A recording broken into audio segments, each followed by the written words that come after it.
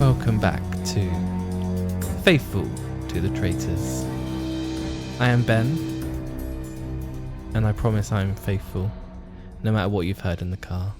I was about, damn you. I was going to make us in a joke. I was going to say, I'm Alex, and I've got an alibi, and I've got a witness to everything I've just said.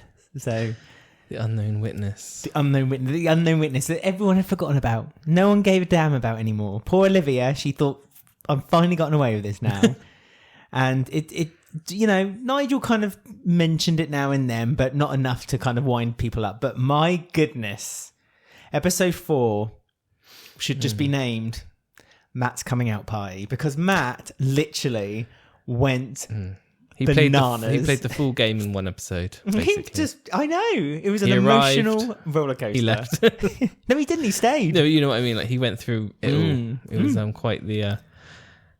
quite the show. I mean, honestly, who put 50p in him? He literally just went. It's like, seriously, he just went. He had a black coffee that morning at breakfast, I think, because he was very jittery. I mean, we can't gloss over the murder. Oh, yes, let's talk about it. But yes, again, I genuinely gasped when Kate walked in through that door. Because at the end of the last episode, I said, why are we even talking about it? It's obvious they're not going to get rid of Midi. It would be a really stupid thing to do. But actually, it's worked out. It seems to have worked out for Angus and Kate's Marielle. up for the chop again anyway. She always is up for the near-death experience, isn't she? But Mindy. So he's gone. Not Mindy. Not Mindy as in Mork and Mindy. No, it's Midi. Midi as in yes. Midi Hi-Fi. Poor Midi. I honestly was absolutely shocked to the core. I did not expect that to happen. We knew that he was strong, but I didn't think that they would be. And even just before Kate walked in, Mark said, "No, if Midi doesn't walk in, I'm always that close to doing an accent, Australian accent. If Midi doesn't walk in, then you're definitely toast, Angus. You're definitely toast. But no, because but obviously Angus couldn't predicted it. Matt stole the show. Matt stole the show. Stole the attention. Stole the votes. Stole it all. Stole my heart. Because he was just...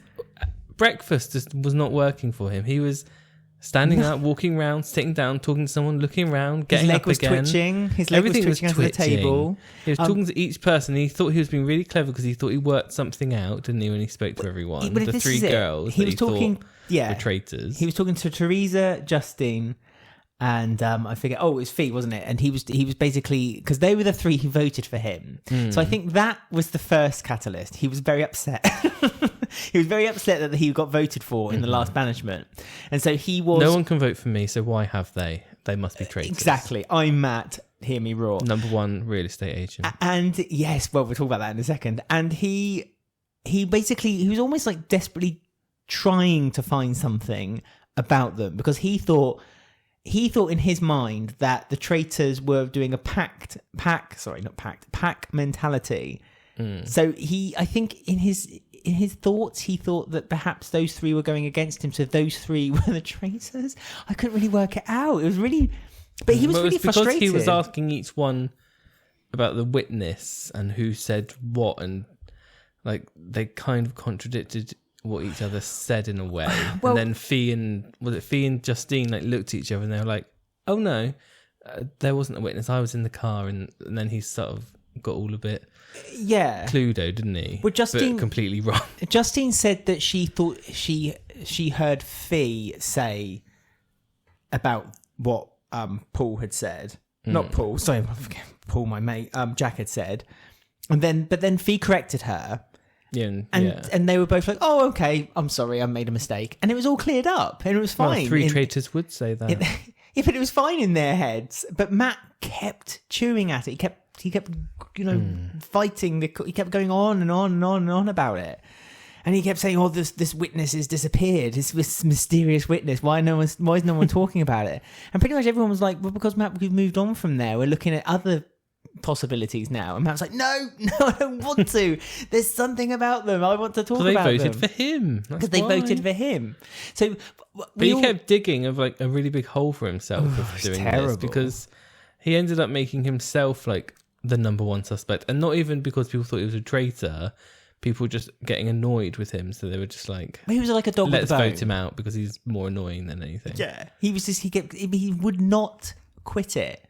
He was, to quote Fee, I think he was flogging a dead horse. He was just going on and on and on about it, and it was mad. But basically, the episode began with Matt's VT, and I said, "Oh, here we go. We're going to learn more about Matt." And it was like a VT of him kind of walking around going, "I'll sell that for $3 million. Are you sure you want it?" Yes. And I just thought to myself, God, he must be awful in that office while he's waiting for like people to get back in touch with him about a house sale, Pacing up and down. He's Have they just called you? erratic. What have they said? He couldn't sit still. He was making me feel with nervous energy. Like his energy, his panic, his erratic. It's just everywhere. He was like a toy that had just been wound up and just let loose around that house. It just got worse. That was only breakfast. Like it just got worse and worse as they went on later on in the episode as well. Well, luckily they had 2 games in this episode. I know, a whole day between that, because at the round table they were like, yesterday I did this. I was like, yesterday? So that's what I mean. The Australian version, yet again, they get given a nice long break. They're still, what's called the Silver Challenge, is it? I can't remember. The Shield? No, the Silver Challenge, the Silver Bar Challenge. Oh, yeah, it's the Silver Challenge. Roger calls it Silver Challenge. Roger calls it, yeah. But they were filming that for like 24 hours by the looks of it. On the bridge. Went from sunrise to sunset. It was another Squid Game style game as well, wasn't it? That was very Squid Game. Very heavily influenced by Squid Game. Because we mentioned Squid Game last episode of the podcast, and then this episode, it happens. It was exactly... sorry to anyone who's not watched Squid Games, spoiler alert, but there's that game when they have to cross the glass bridge. And it's essentially that jump game. And find the safe route. And then once they found the safe route, they could then go across. Number 2... Took hours to film. Number 2 was not an option until the very end. And everyone kept going for number 2. I know. Option 2 of the bridge, obviously the route. I predicted the first 3 steps though as well. No, you didn't. You got the second one wrong, because I got the second one right. No, I got them right. No. You said number 1, and I was like number 2. 1, 2, 2. No, 1, it was 3, 1, 3. 3. No, it was 1, 3, 1. 1. Yeah, that was it. They're the 3 I predicted 3, in 1, my head. 1, 3, 1. I'm Chloe. 50% right. You said that, didn't you? You said that if only Chloe was here. Oh, so before we move on, actually, there's something with Chloe we need to talk about. Because when she left, she did a little interview. Do you want to hear her quotes about why she left the show? No. Yes, of course I do. Of course I do. Well, fine. No, of course I do. I'm still bitter about Chloe, though. She's a bad egg. I just don't want to speak. Which he did speak in his interview, That's clearly. I replied to you. Basically, they said, why did you leave? This is her quote. A lot of people had told me that they didn't want to hear what I had to say. I just don't want to speak. So I gave them that. I just decided I'm not going to speak. Chloe went on to recall feeling uncomfortable. It wasn't an easy decision for me to make. I remember thinking, I don't want to be here. This environment doesn't feel secure for my energy. And no one valued what I had to say. So I knew I had to go. Well, that's not true, because at the banishment table, 2 or 3 people asked her, what's your opinion? You've said that you've got vibes, you've got thoughts. What's your opinion? And she said, I don't want to share them. So it's not that people didn't want to hear what she had to say. She wasn't accepting or willing to share them. What if you're wrong? And she was like, yeah, she didn't like it. She's like Matt. Talking about her prediction of the 4 traitors, and obviously she got 2 of them correct, didn't she? Yes, by pure luck. She said that she knew that those 2 were traitors before the show began. Well, of course she did. Because the spirit told her. On the rails. I communicated with, I have no idea who the spirit was, but they were like, there's going to be a long-haired male with brown hair and a female with brown hair. So, what, a third of the population of Australia? Good for her. When I saw them, I thought, yeah, you're traitors. So, there you go. Well, there you go. And the 2 that she didn't get correct, she said she was very suspicious about them, though. She would be, because she thought they were traitors. I mean, if the only thing I would say to give Chloe the benefit of the doubt is, of course, if she was anxious, if it felt like it was a highly stressed environment and it was uncomfortable for her, 100% you do not stay in that environment. It's toxic. You keep yourself out of it. But don't use the excuse of the fact that people weren't conversing with her, because they were conversing with her. She just wasn't open to share them with her. And as you say, I think it's 100% that she felt like she was going to get found out. Yeah. She said if she carried on, it would ruin the game because she knew the answer. Of course she did. Of course Chloe did.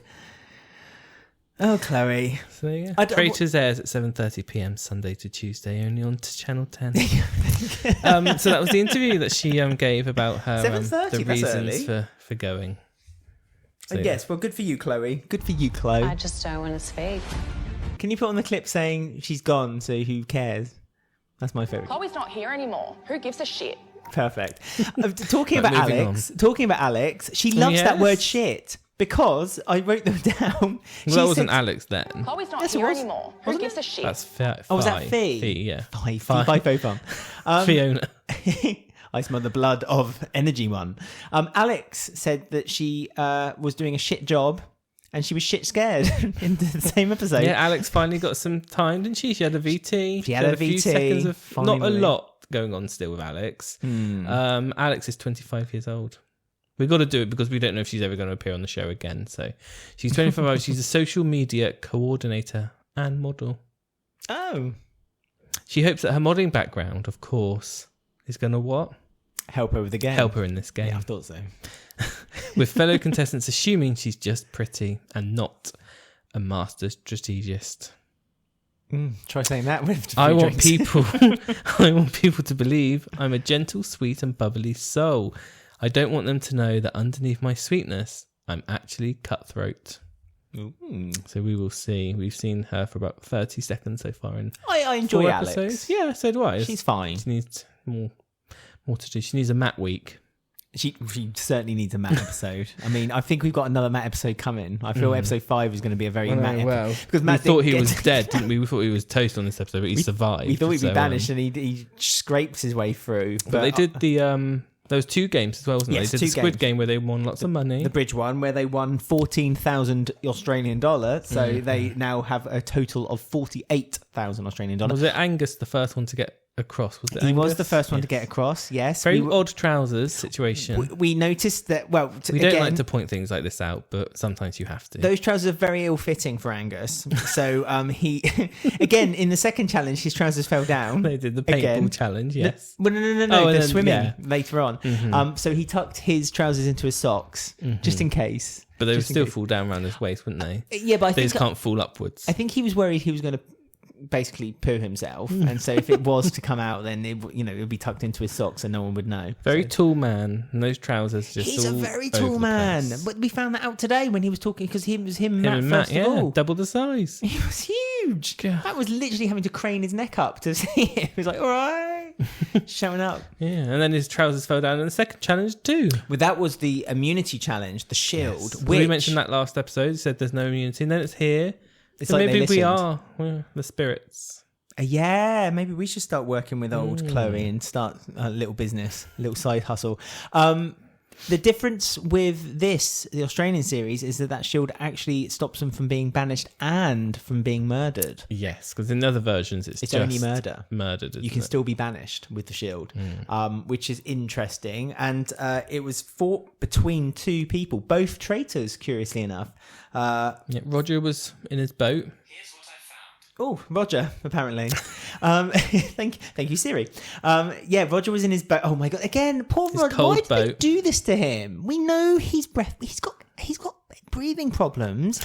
He was. We don't know that officially, but we are just assuming. He was basically doing this pisical exertion. Yeah. He was having to icy paddle cold air round in his chest. Yeah. There was mist coming up from the pond, and he was He had to stay in shot for camera, so he probably had to keep turning his boat. He had very little control of that boat. He was literally just spinning round and round in circles. And literally, if someone could put "You Spin Me Right Round" to that video, I think it would fit in place perfectly. So there's a nice little edit for someone to maybe play around with. I feel sorry for Roger. The situations they put him in. I know he gets free turtlenecks and suits. I know he looks stylish, and his wardrobe budget is more than the show's worth. Yeah. However, was it really worth him doing that boat bit? I really felt bad for him. Yeah, bless him. But he did it. and he got out of the way, and he said to the contestants, "You can get there any way you want." Which I assume they thought they were going to do different things, but they didn't. The contestants all just did the same thing. I mean, the obvious was to swim. Yes. And like once there's one or two, it's just like, well, I just won't bother. That's what I would have done. 6 jumped in. I didn't see who the 6... A lot gave up very quickly. Well, because they saw... Paul gave up quick. I know he did. Did he? And the Sparky, what's his name? Lewis.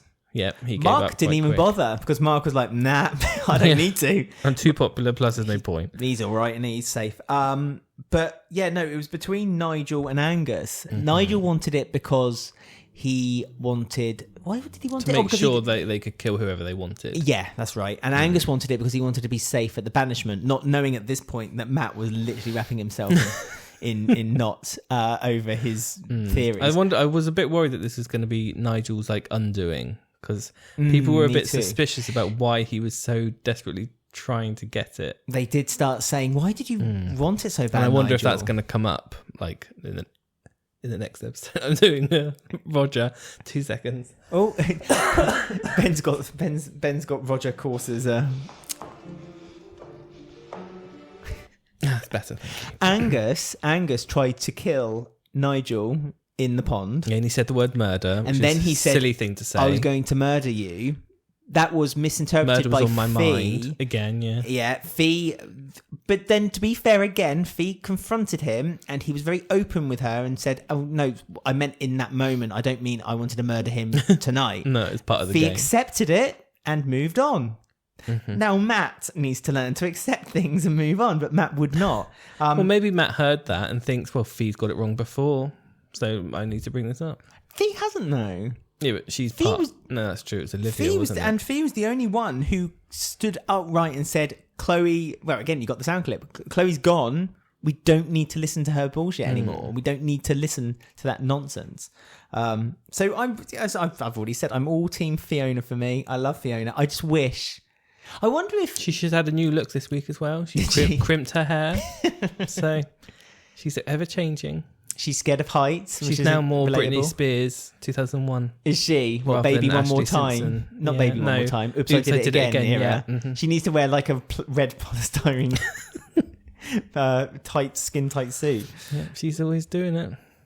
Oops, Anyway, she did it interrupted again. your, No, it's fine. I'm your just rattling flow. on about how much I love Fiona, and I wish that Ethan was still in.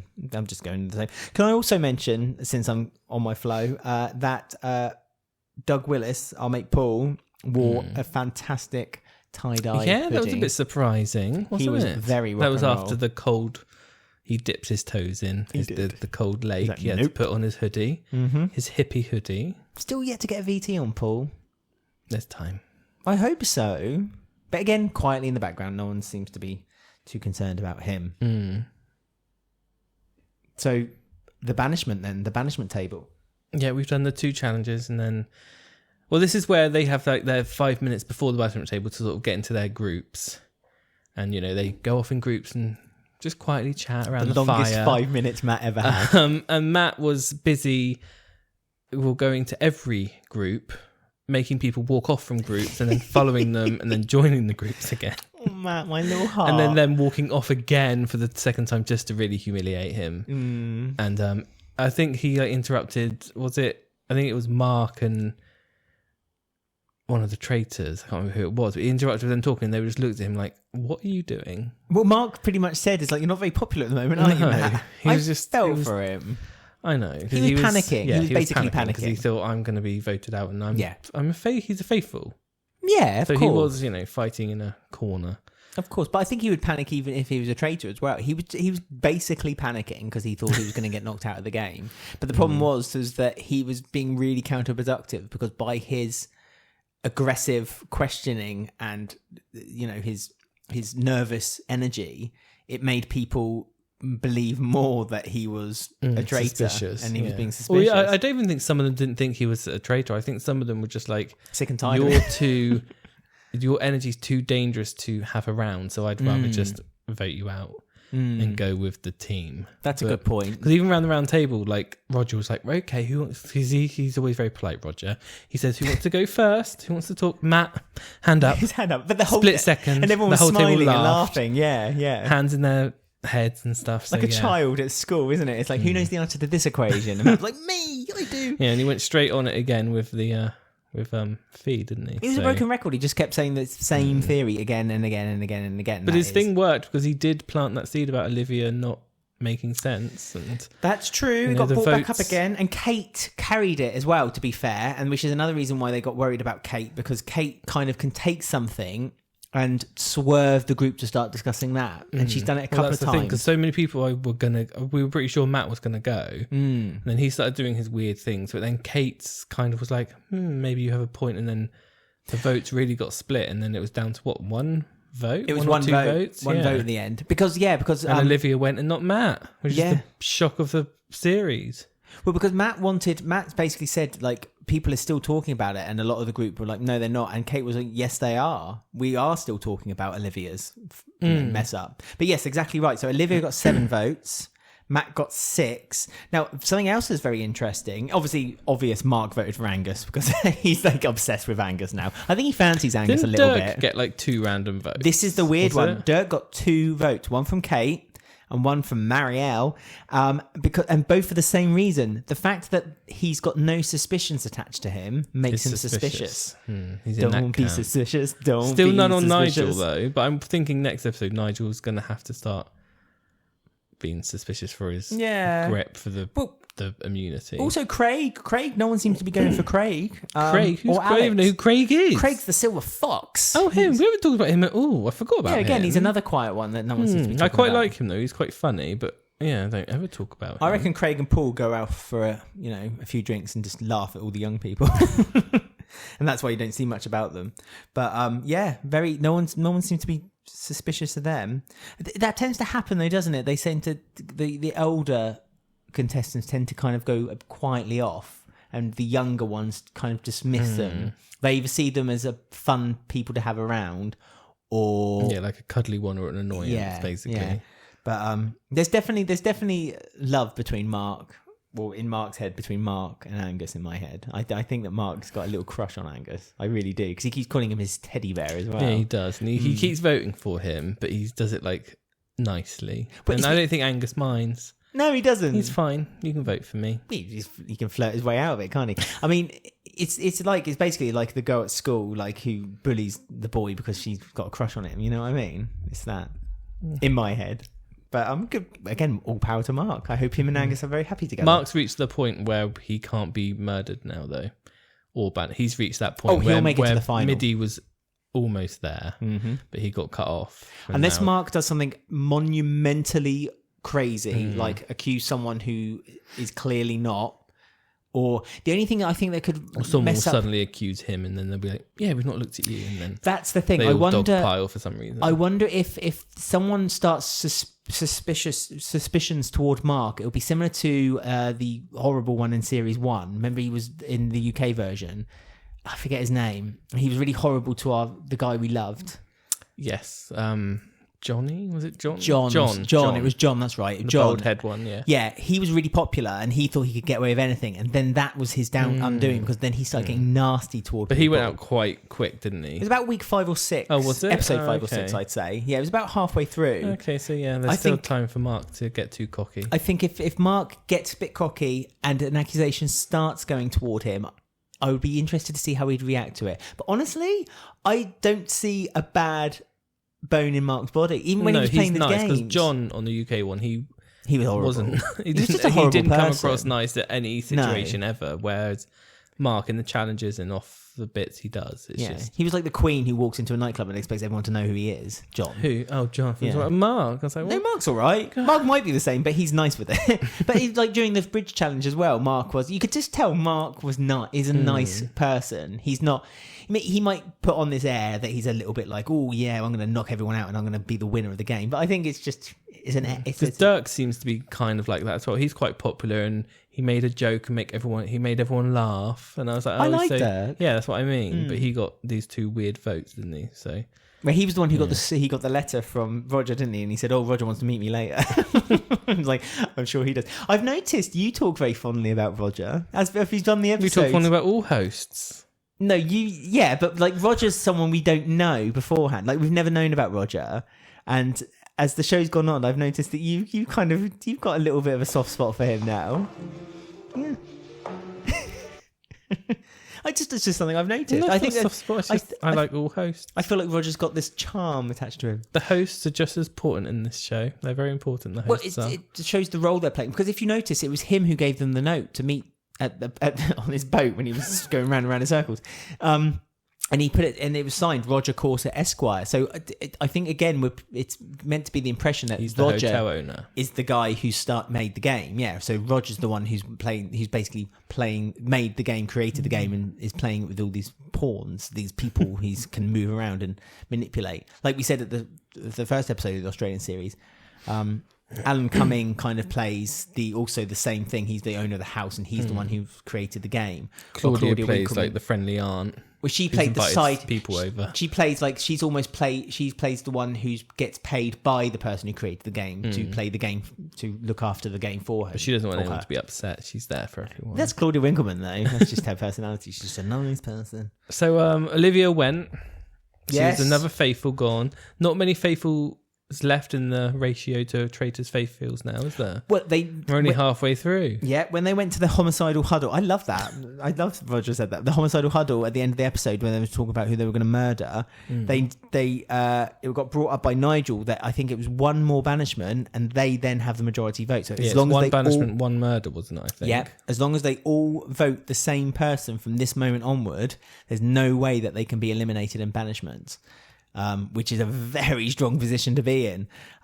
So that'd be interesting to see if they pan out. They need to get a traitor now, because this is around the time where they get really they really need to get a traitor, because we can see how quickly things escalated with Matt. Mm-hmm. Is it Matt or Mark? Matt, yeah, with Matt this week, because they haven't got a traitor yet. So the more weeks, they just goes nutty and they just fly accusations everywhere. So I'm guessing the next one's going to be a good episode. But who are the two up for the murder then? Is it Justine? It's Kate again, isn't it? Yeah, Kate, because she's playing ahead. As I said, she's playing ahead.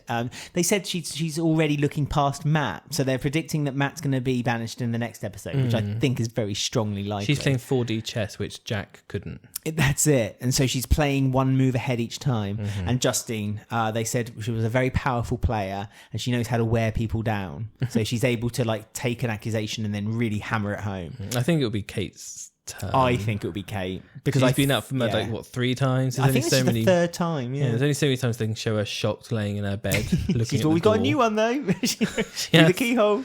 She's really putting in that acting, isn't she? She's a good little actress, old Kate. I love Kate. Yeah.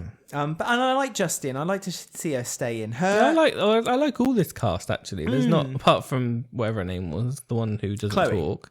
Yeah, apart from her, I've liked everyone. I like the bond also between Justine, Fiona, and Teresa. Have you noticed that those three have bonded over the whole Matt issue? And that's good, strong. I think that's a strong. No one's bonded there with Matt. I mean, poor Matt. I'm sure Angus will be there to give him a little hug or whatever. He's always there. Dougie Willis, cool. You can go and give him a hand. Okay, well, there you go then. So we both think Kate's time is up, and then Matt for banishment then. I think so. Unless Matt, there's another shield. Banishment. Oh yeah, Matt could get a shield to annoy everyone. Never thought of that. I wonder how they'll do the shield this time, because normally they intertwine the shield challenge within the challenge itself. That's our buffer. Yeah, well, they do 2 challenges. They've got all the budget in the world now. So there you go. So how can people contact us if they want to comment or discuss things that we have been talking about? Well, they can do it in many different ways. One is an email if they want to get in touch with us on an email. It's faithfultothetraitors@gmail.com. We're on Twitter @TraitorsPod, and we're on Instagram, as I say in every episode, maybe soon to be Threads. I'm not sure. A traitor. Traitor. It's Faithful to the Traitors @Faithful to the Traitors on Instagram, and possibly in the future Threads. I forgot about that. Traitor. I know. Was a traitor. Legacy. MK. Was it MK? Yeah. Of course it was. It's funny how quickly you forget things, because the show goes at such a pace. It's like they said as well, didn't they? They said 10 people have gone already, and it's only been 4 days. I'm a checkout chick. She's still like in. A lifetime ago, that did. She's got a bit quiet, old Claire, actually. Yeah, she's sitting back, relaxing, enjoying the show, isn't she? Well, there you go then. So that was another episode discussed of the Traitors Australia